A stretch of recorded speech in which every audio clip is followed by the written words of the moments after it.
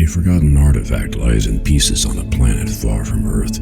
Few know it exists except those who took it back and those whose ancestors created it. 4 young people are thrown into a race against emissaries of the gods to find its pieces. Mistrust, greed, and magic are tangled in an endless web. What will the fate be of the universe once it is found and reassembled? Get Scepter of the Gods, The Rod of Truth now on Amazon, and get wrapped up in the saga that will not let you go.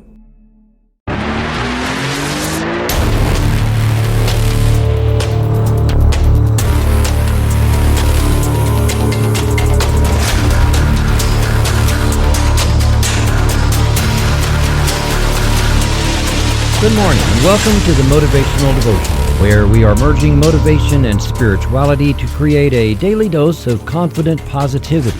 I hope that this morning's podcast will help you to be more spiritually and positively motivated so that you can transform your day.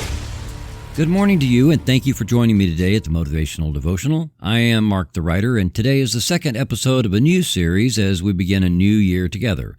I am assuming you have set some goals for yourself this year, and as I said yesterday, I hope you have made them bigger than you can currently accomplish, because one of the greatest satisfactions I've found in life is to face something undoable, decide I'm going to do it anyway, and then grow into the person who can do it and then nail it. I know that if it's bigger than myself now, then the more progress I make will inspire me to know that I can do it.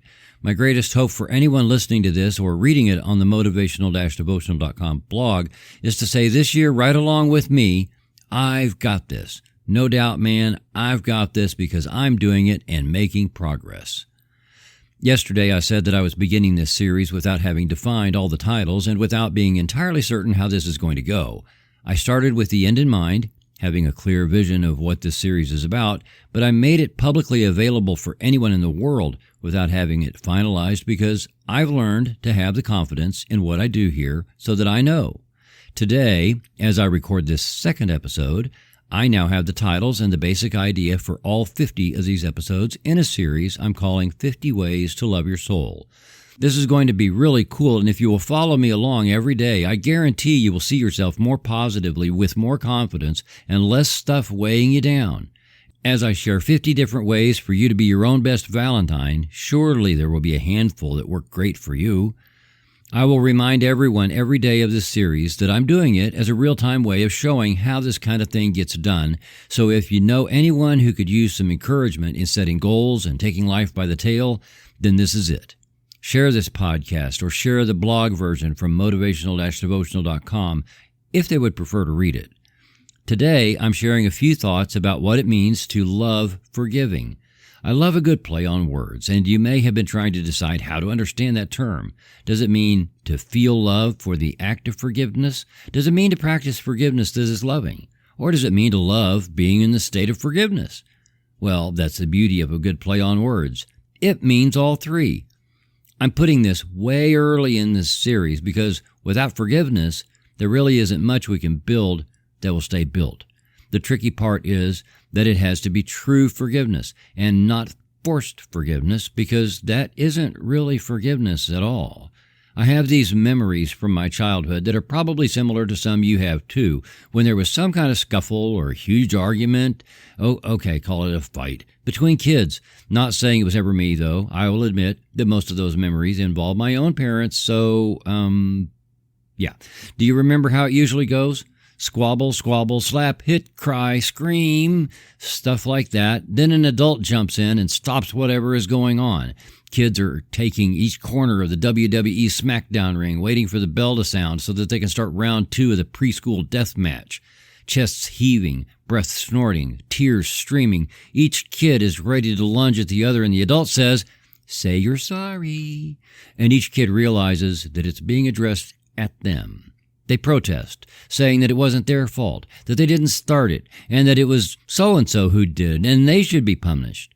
The adult says that nobody is being punished and that they each need to say that they're sorry. If they were siblings and, most of these memories are of me being smack in the middle of the squabbles, we were told to kiss and make up. Now, first of all, how realistic is it that a kid with the heaving chest, tears streaming, adrenaline pumping, and eyes filled with rage is going to switch all that off, let it go, diffused into the ozone of the universe, and say, "Oh, sorry, my bad, didn't realize, buddy. I'm sorry." Seriously. At best, each of the kids involved would realize that the jig is up.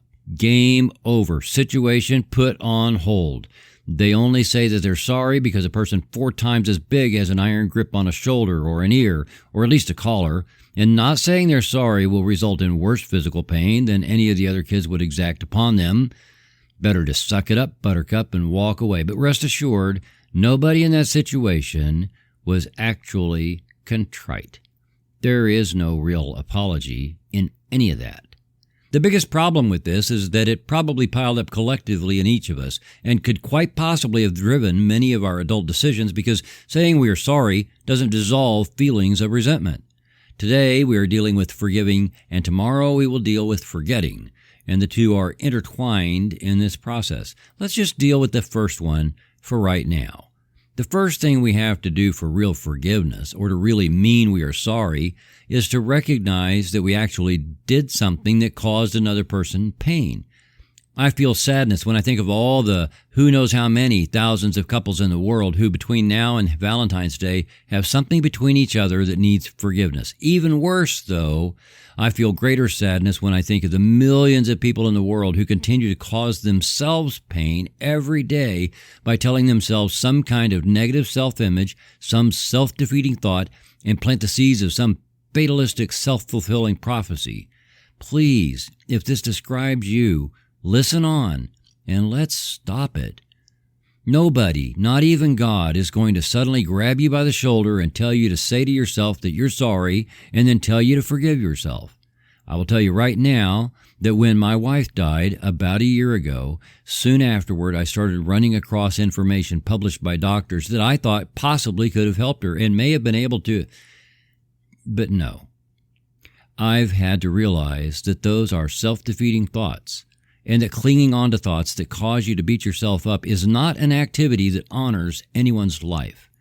We don't do anything positive for anyone else, especially for someone who has passed on, by bearing a badge of guilt like a medal as if it is meritorious for some reason.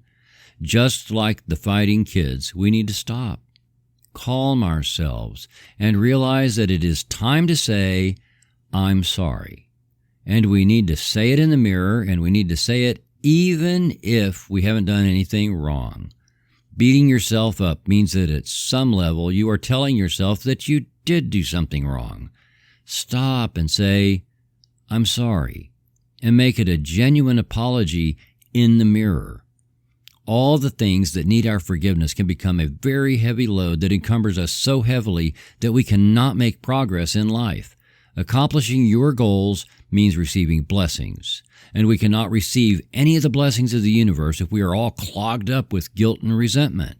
So when you look in the mirror and you say that you're sorry all on your own without God or any parent or anyone forcing you to do it, then say back to yourself that you forgive yourself. Make it specific and say what you forgive yourself for. Say it as many times as you need to for as many reasons as you can think of. As you say it, receive it. Accept it. Accept forgiveness from yourself so you can let go of the hold that stuff has had on you. I cannot stress how vitally and critically important this is. Don't block your good. This little exercise probably is not a one-and-done sort of thing. You may have such heavy stuff on your heart that you need to do this every morning, every evening, and maybe even every time you go to the bathroom at work, and you may need to do it for days, maybe for the rest of these 50 days. That's okay. It's worth it. You are worth it. And as you do it, you will experience a deepening feeling of love for yourself to the point that you can easily look in the mirror and say to yourself, "I love me." Yes, that is where I hope you will be, because that is where I am now, and it feels great. And the more you do that, the more you love forgiving, and the easier it will be to forgive others. When you really, purely, unconditionally love yourself, you will surely know that all of creation is also conspiring in your favor. Trust yourself and trust that the universe always has your back. Bernard Meitzer said, "When you forgive, you in no way change the past, but you sure do change the future." Thank you for taking the time to listen today. Please help keep this podcast going by following the Motivational Devotional Facebook page, following @Threefold Way Radio on Twitter, and sharing the written format of today's message from motivational-devotional.com on your social media. I am deeply grateful for your support, and thank you for letting Motivational Devotional be part of your journey. Peace out. See you tomorrow.